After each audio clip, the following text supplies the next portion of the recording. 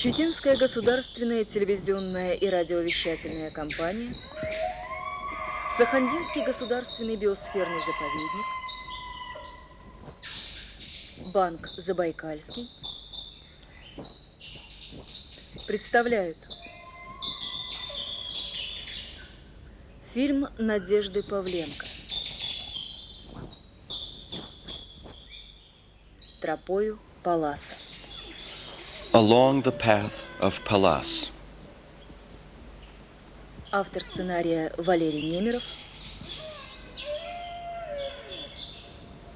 Операторы Сергей Романов, Олег Сукач, Сергей Белоусов. Музыкальное оформление Владимира Шайдурова.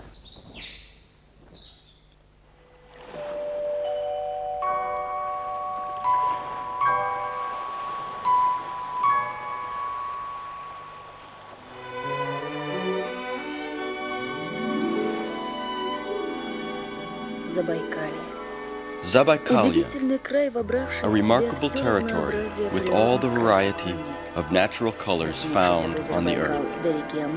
The territory, stretching from Lake Baikal to the Amur River, changes its scenery all along the way. Alpine peaks, with their gay, iridescent profusion of flowers, are replaced by vast steppes, extending to the horizon and smelling of lavishly scented grass. Then you see the taiga, placid and silent, as if stilled by some mysterious force. All this territory is cobwebbed with silver threads of rivers, hurriedly running with a raucous babble, either into Baikal or the Pacific.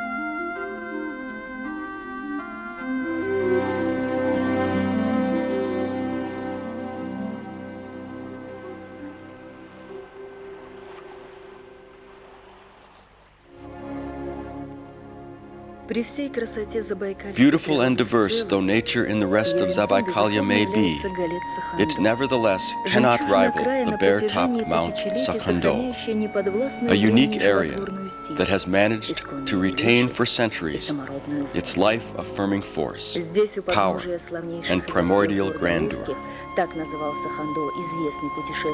The famous traveler and scientist Peter Simon Pallas called the mountain the most majestic of all the Daursky range, and it was he who made the first path to the top of Sakhando.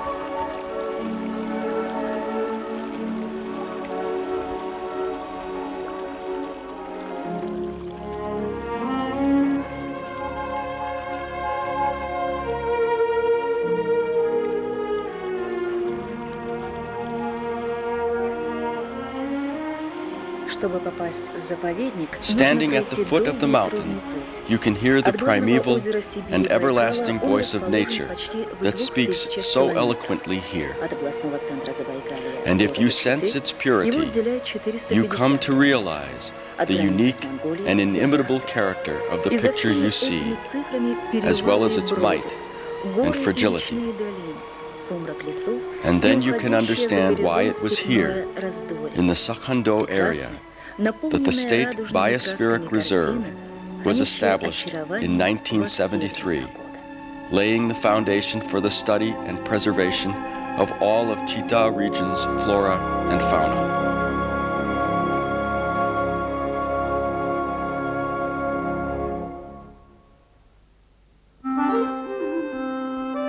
Spring Melodies.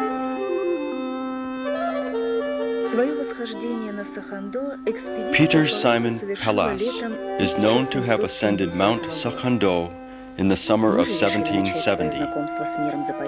We decided to begin our acquaintance with the Sakhandinsky State Biospheric Reserve early in spring, when nature is just waking up from its winter slumber. We arrived in the village of Kera, from which Pallasa started his landmark expedition exactly 225 years after his trip began. On the day of our arrival, and for some days to follow, Sakhando and the taiga were overlaid with snow. It's no wonder. In Zabaykalya, spring doesn't arrive in a day. Here, March, April, and May are the months when winter takes great pains to prolong its influence. The persevering winter spreads its white, down-like blanket over the land with the same ease that a sudden spring warmth washes it away into the valleys whose rivers are already impatient to rid themselves of their ice coverlet. Even in May, the temperature in the reserve may range from 20 to 60 degrees Fahrenheit. Such fluctuations in temperature cannot help but affect the renewing life.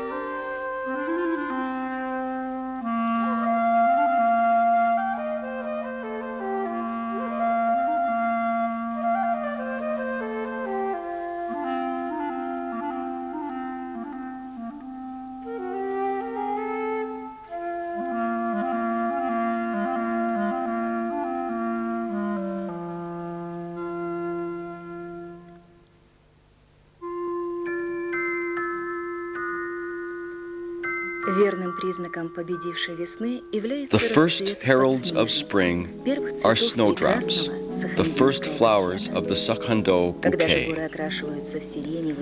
But spring gets the upper hand over winter only with the blossoming of bagulnik, the local member of the rhododendron family.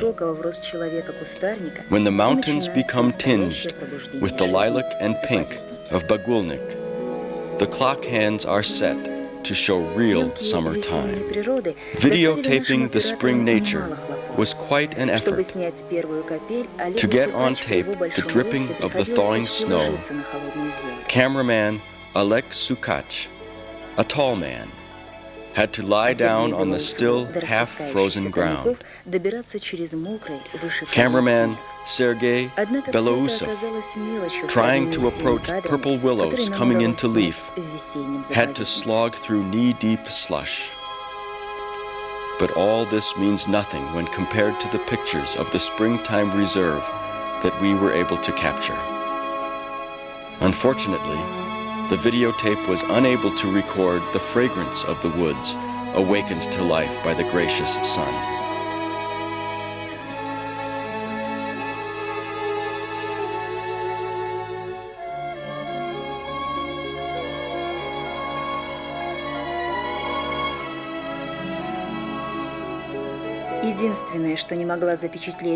This fragrance is a perceptible reflection of this life-giving force, without which the taiga could not exist.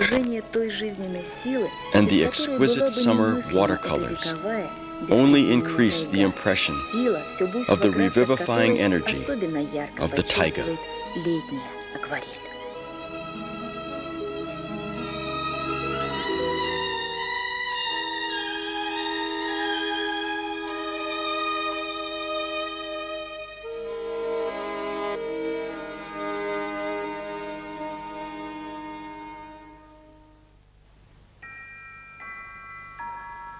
Summer watercolors.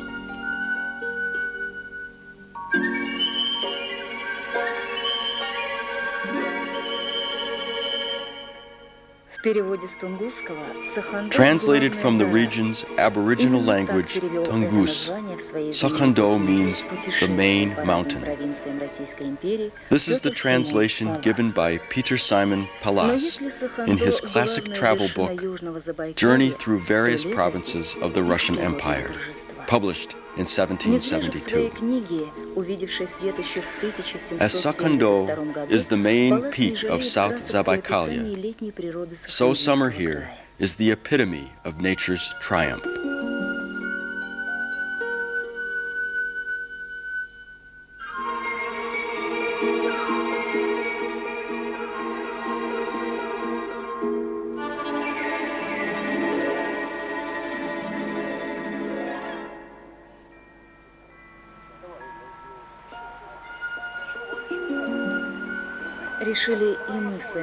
It's not surprising that Pallas was not sparing in his description of Sakhando in its summer finery.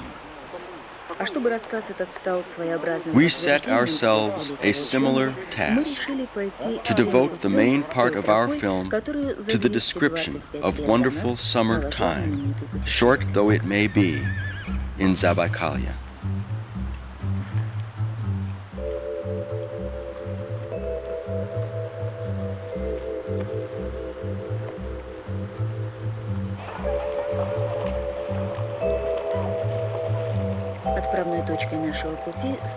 Anxious to make our story a certain confirmation of what the outstanding scientist had written of the reserve area, we decided to travel the same way, on the same path taken by the world-famous traveler. We set off from the Agutsa River, together with the reserve's director, Viktor Yashnov, and huntsman Vladimir Goncharov, our guides in this journey of many days. We were to cover about 300 kilometers of Pallas route, often moving along tracks left by animals.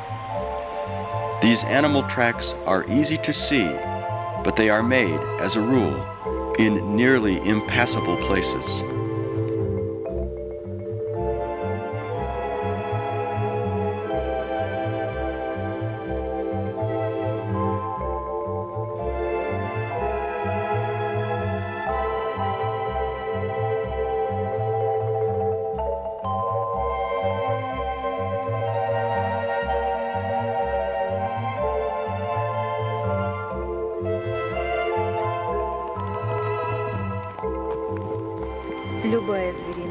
But the harder the path, the more surprise it has in store. It will take you invariably to some place of interest, to some natural formation, capturing some essence of this rarely seen part of the world.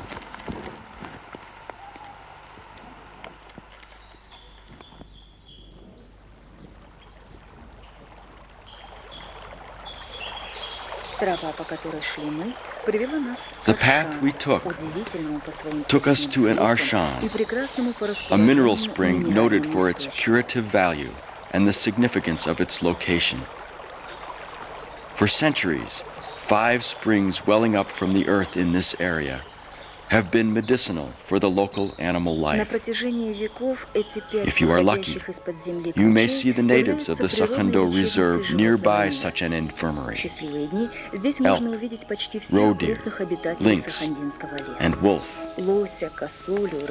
We were able to tape only roe deer, vashenka, as they are called locally.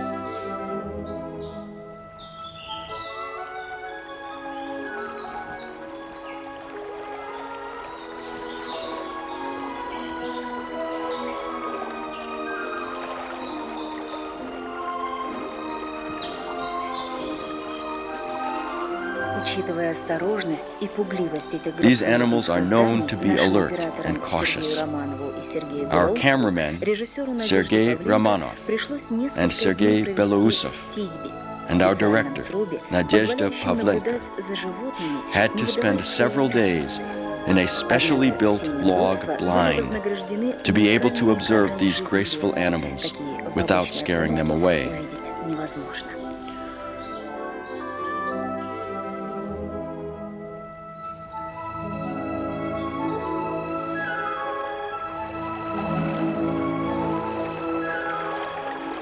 But very rare video shots of the taiga realm, with all the diversity of its life, were the reward for this temporary inconvenience.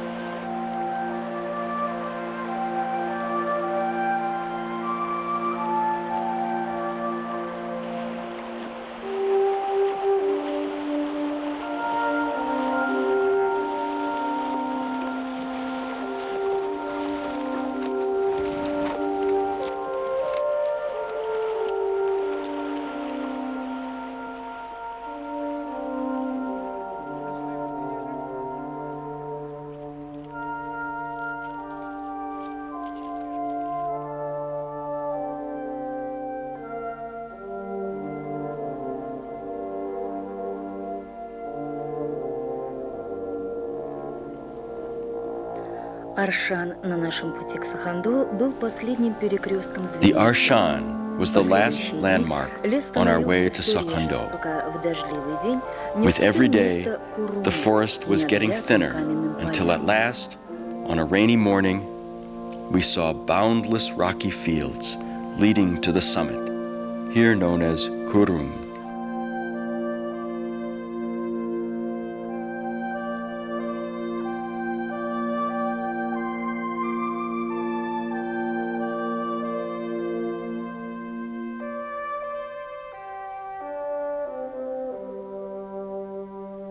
Здесь нам пришлось оставить лошадей до возвращения с We had to Сахандо leave our horses и дальше until the way полагаться back, только на left собственную to rely выносливость. only on our Этот endurance. многочасовой переход часто It was a опасный hard из-за and long непрочности ascent, каменных россыпей, dangerous в конце at times концов был on account of вознагражден unsteady самой stones очаровательной акварелью rolling Сахандо, down the slope. альпийскими лугами. But having reached the base of its bare dome, we were fascinated by the most ravishing watercolors of Sakhando, the alpine meadows.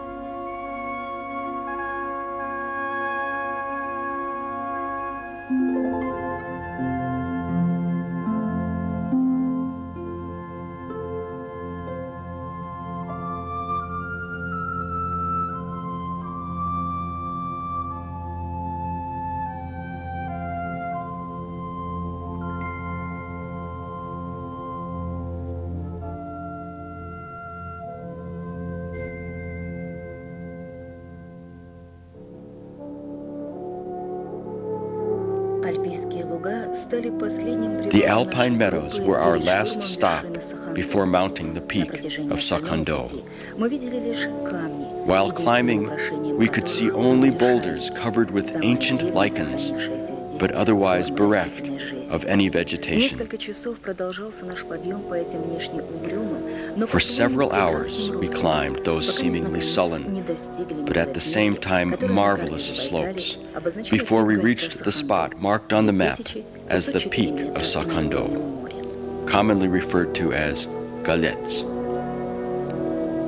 The height is 2,504 meters, or 8,215 feet above sea level.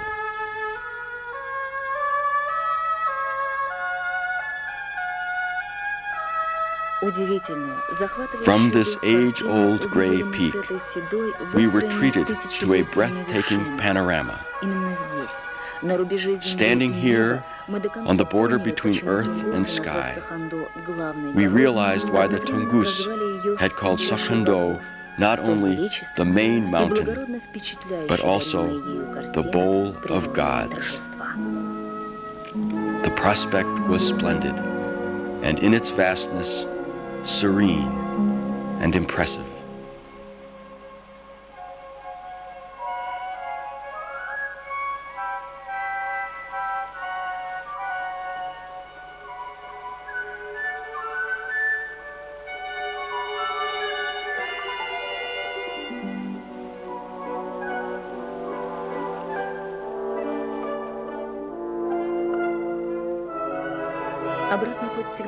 The way back always seems shorter, whatever predicaments may be awaiting you.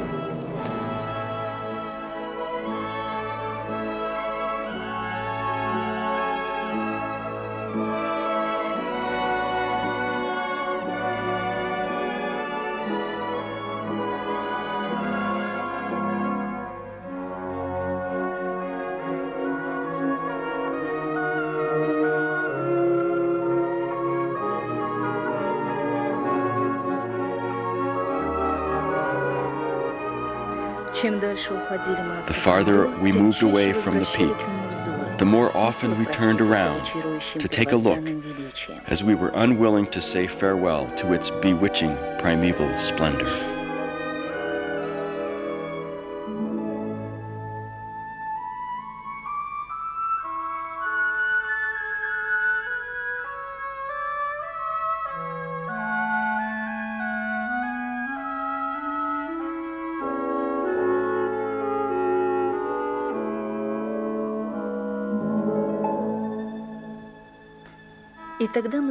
And then we promised to return to the reserve in autumn, in the season of crimson leaf fall and first frost, to come again for October's variety. October variegation.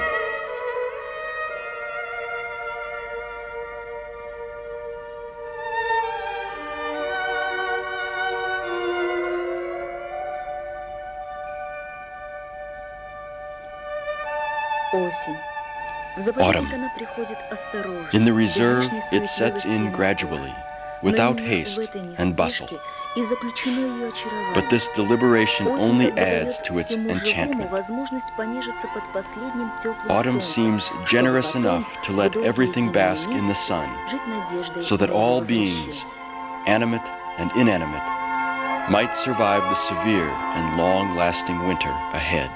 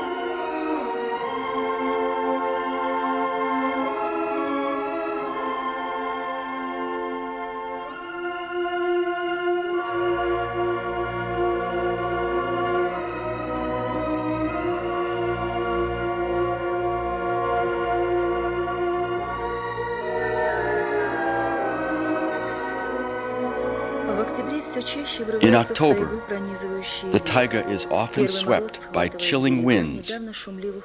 The first frosts bind the streams with ice, and frequent snowfalls clothe the land with a white blanket.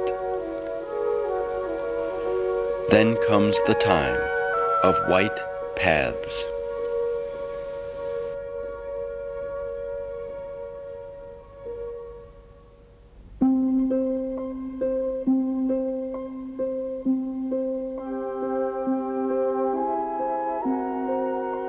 The time of white paths.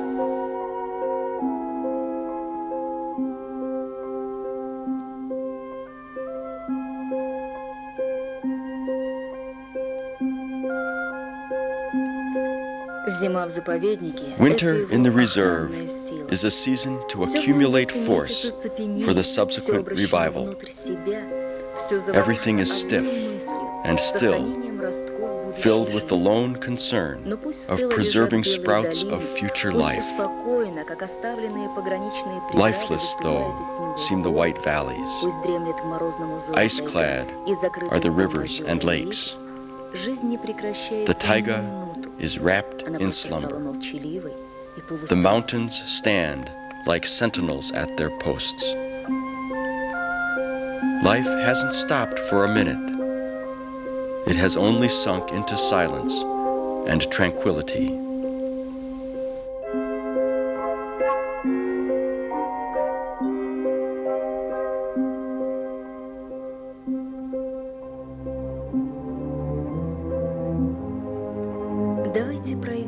Let's stroll about the taiga in its winter attire, but in silence, so that we won't disturb its peace and wonder. Blessed be the coming generations, that this beauty may remain for all to see.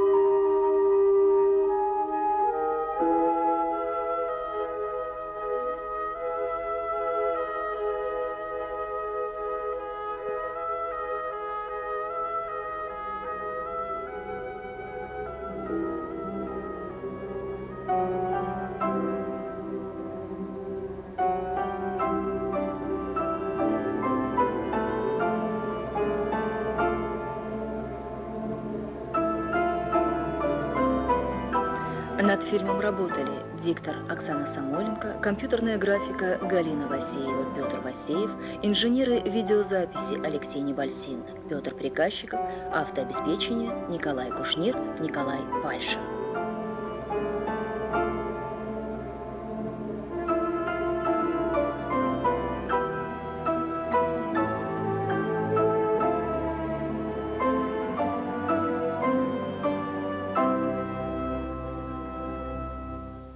Читинская государственная телерадиокомпания.